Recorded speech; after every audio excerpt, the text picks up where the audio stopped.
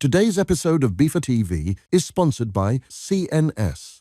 CNS Enterprise allows customers to streamline their end-to-end shipping and cargo processes using a single online solution.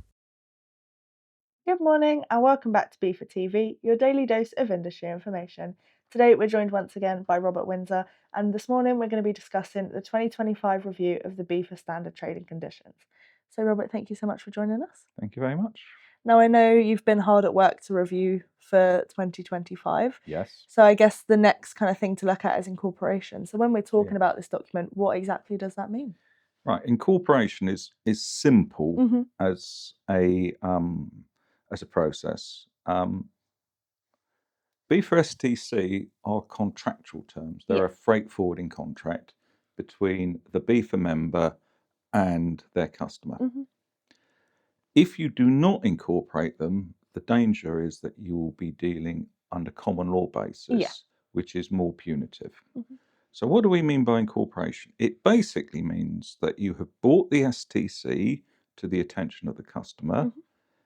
They have had an opportunity to read, review them, and they have agreed to accepting that the business will be contracted under the BIFA STC.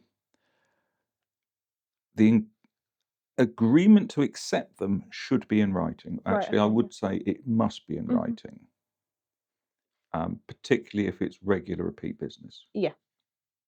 So at this stage in the process, why is it so important to highlight this now? A couple of things. Obviously, we are going to be implementing the new BIFA STC, and they become valid as of the 31st of December this year. So members are going to have to think how they incorporate the new edition with their clients. Or else if they've already incorporated the 2021 version, they'll be reliant on those. These are a big improvement for members. The other thing is I've been dealing with some inquiries recently. As you know, we have a help desk upstairs. And on 2 or 3 occasions, I have not been convinced that the BIFA member has actually successfully incorporated the terms. One member actually said, was honest enough to say, I'm not sure. Or words to that effect. So what are the different methods that members can use to incorporate these? Well, basically there's 3. You can do it digitally. A electronic signature will be accepted, but you have to make sure that the party who is confirming acceptance is actually who they say they are and for the company. You can do it manually in writing, and that could be, and one of the things we always suggest is at the time you're onboarding a new client to put the STC as part of the credit agreement. And the onboarding process, and that can be done manually. On occasion, and we discourage this, it could be done verbally. But that would only be, I would argue, for a one-off shipment. You've got the shipment turned up on the door, shall we say, and it's particularly prevalent in the road freight environment. And you've got to bring the attention, and it's almost done verbally. There might be an email involved, but that's the thing. The one thing I would point out at this point is that the person who actually authorizes it has to be somebody who is, I would venture, senior enough for them to be likely to be able to authorize this, and that will vary from business to business. Of course. So are there any kind of other danger points that our members need to consider with this? The one I always call it is the battle of the forms. And basically you've sent somebody your STC, and they come back to you with a question or a query saying, no, I don't want to accept this one.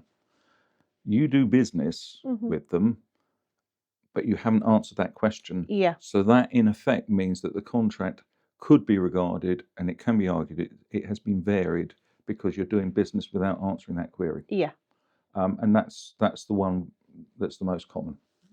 So just to kind of keep members in the loop on this review, how are we progressing with it? Basically, we are at the stage where we are now able to produce a set of the STC, and they will be available from the 31st of August. Yeah. And as I say, they will be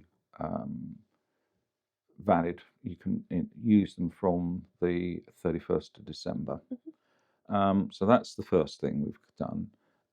We have a process which you're helping me with, where we'll notify all associate members of solicitors and insurance brokers. And we intend to do some online webinars. We'll probably let the holiday season die down. So from October, November, we will do probably 4 webinars to give people plenty of time to start to understand them. But those webinars will look at the differences between 2021 and 2025. And next year, if there's sufficient demand, I will go and see some of the regions. And that's really what we're doing.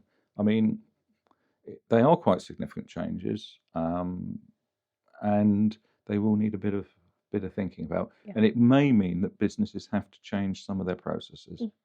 That's great, Robert. Thank you so much. Thank you very much for your time. As Robert said, the 2025 version of the BIFA STCs will be available soon, so make sure you keep an eye out for any key communications about this from BIFA. That's all from today's edition of BIFA TV, your daily dose of industry information. Today's episode of BIFA TV is sponsored by CNS. CNS Enterprise allows customers to streamline their end-to-end shipping and cargo processes using a single online solution.